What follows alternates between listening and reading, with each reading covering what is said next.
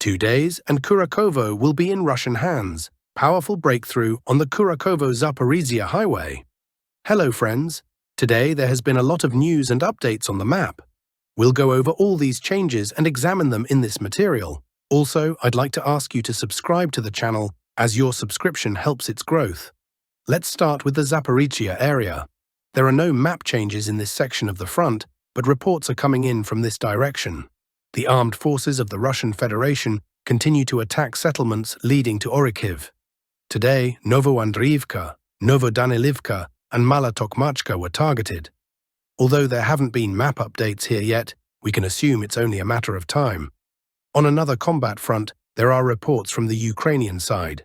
Information indicates that the armed forces of the Russian Federation are amassing reserves and equipment near the settlement of Vasilivka. Once Russian troops breach the defenses leading to Kurakhovo, an additional assault will target Kamyanske and Stepnohursk. Let's keep monitoring the situation and move on to other areas where there were developments today. Today, the Russian armed forces stormed the settlements of Novodarivka and Rivnopil and successfully secured positions there. Ukrainian forces attempted to dislodge Russian troops from these settlements, but the attempt was unsuccessful.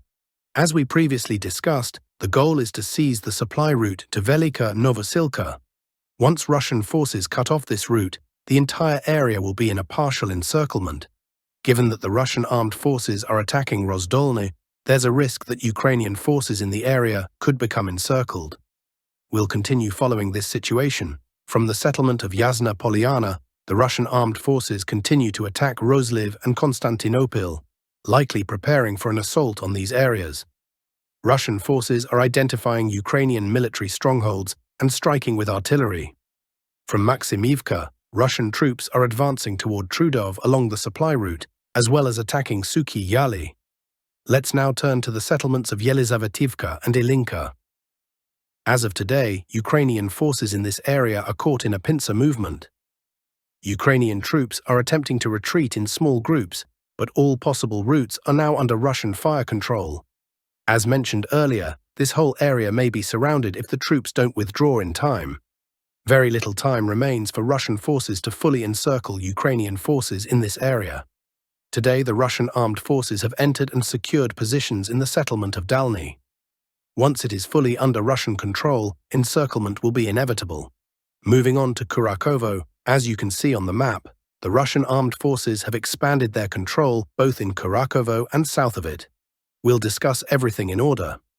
Early this morning, a geolocation report came in from Dalny.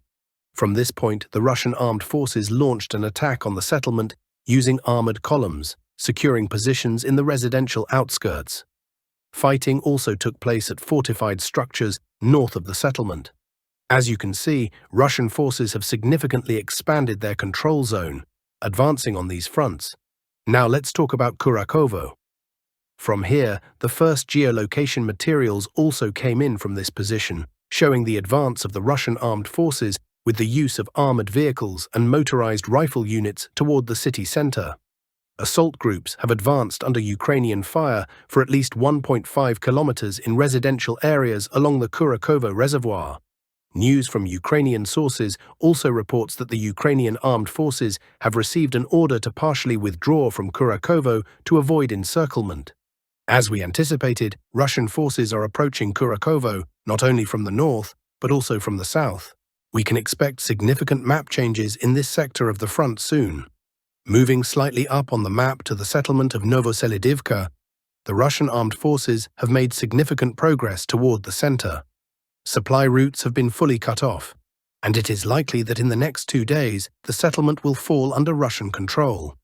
In the area around Selidov, Russian forces are successfully advancing in the Novoaleksivka region. The Russian armed forces have expanded their zone of control, with attacks ongoing on the settlements of Yurivka and Pushkino. Additionally, the southern part of the settlement of Petrovka, which runs along the railway, is under Russian control. In other areas of this front line, no significant map changes have occurred. Further on to Toretsk, there are minor map updates here. The Russian armed forces have expanded their control zone and advanced toward the central mine.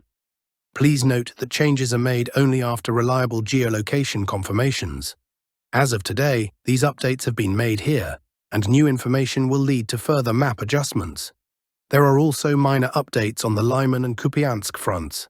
In the Lyman direction, Russian forces expanded their control zone in the settlement of Terny, where battles are ongoing in the town center.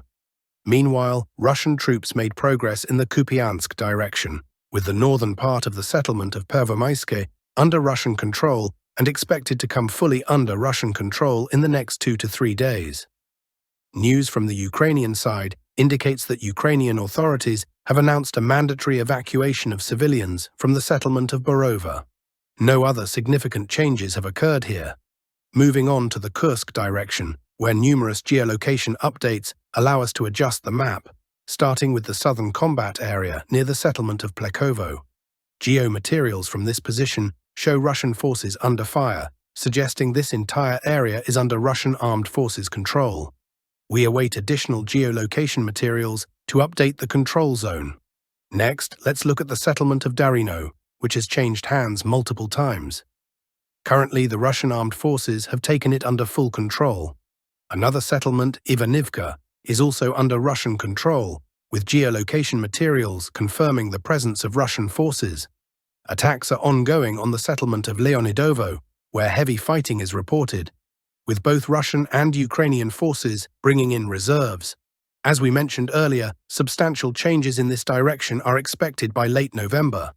Moving up the map, recent information indicates that the Russian armed forces have cleared the entire forest area marked on the map. However, fighting continues around the settlements of Porebki and Orlivka. In recent days, reports have also indicated that Russian paratroopers who broke through to the settlements of Novoye and Staro Sorochino are fully surrounded and holding a defensive perimeter. Continuing to monitor the situation, let's look a bit further on the map.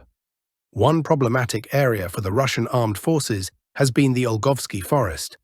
This location is where Ukrainian forces have maintained fire control over a supply route. Russian troops have now entered from the eastern part and begun clearing operations. We'll see how events unfold in the coming days.